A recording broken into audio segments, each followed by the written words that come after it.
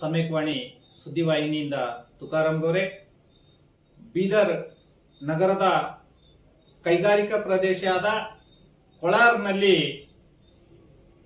ರಾಸಾಯನಿಕ ಕೈಗಾರಿಕಾ ಏನು ಕಾರ್ಖಾನೆಗಳಿವೆ, ಆ ಕಾರ್ಖಾನೆಗಳಿಂದ ಅಲ್ಲಿ ಇಟಿಪಿ ಘಟಕ ಅಳವಡಿಕೆ ಮಾಡಿದ್ದರೂ ಕೂಡ ಪೊಲ್ಯೂಷನ್ ಕಂಟ್ರೋಲ್ ಬೋರ್ಡ್ ಅಧಿಕಾರಿಗಳೊಂದಿಗೆ ಕಾರ್ಖಾನೆಯ ಆಡಳಿತ ಮಂಡಳಿ ಶಾಮೀಲಾಗಿ ಕಾರ್ಖಾನೆಯಿಂದ ಬರ್ತಕ್ಕಂಥ ಮಲಿನ ನೀರು, ರಾಸಾಯನಿಕ ಮಲಿನ ನೀರು ನೇರ ನಾಲೆಗೆ ಬಿಟ್ಟು ಖಾಲಿ ಜಮೀನಿಗೆ ಬಿಡ್ತಿರ್ತಕ್ಕಂಥ ಕೆಲವೊಂದು ಕಂಪನಿಗಳಿವೆ. ಅವು ಯಾವ್ಯಾವ ಅಂದಾಗ ಮ್ಯಾಕ್ಲ್ಯಾಬ್, ಸುವರ್ಣಭೂಮಿ, ಕಾರ್ವಿನ್, ಶ್ರೀಲಕ್ಷ್ಮಿ, ಚಂದ್ರಲೈಫ್, ಸೃಜನ್ ಫಾರ್ಮಾ ಅಂತಕ್ಕಂಥ ಇವು ಕೆಲವೊಂದು ಕಂಪನಿಗಳು ಸಾಕಷ್ಟು ಸಾರಿ ಅಲ್ಲಿರ್ತಕ್ಕಂಥ ಸಾರ್ವಜನಿಕರು ದೂರು ಕೊಟ್ಟರು ಕೂಡ ಅವರ ದೂರಿಗೆ ಯಾವುದೇ ರೀತಿ ಸ್ಪಂದಿಸದೆ ಅಲ್ಲಿರ್ತಕ್ಕಂಥ ಪೊಲ್ಯೂಷನ್ ಕಂಟ್ರೋಲ್ ಬೋರ್ಡ್ ಅಧಿಕಾರಿಗಳ ಹಿಂದೆ ಶಾಮೀಲಾಗಿ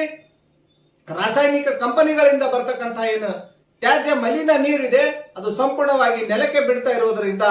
ಯಾವ ರೀತಿ ಅಲ್ಲಿನ ಪರಿಸರ ಹಾಳಾಗ್ತಾ ಇದೆ ಅಂತಕ್ಕಂಥದನ್ನ ನೋಡಿಕೊಂಡು ಬರೋಣ ಬನ್ನಿ.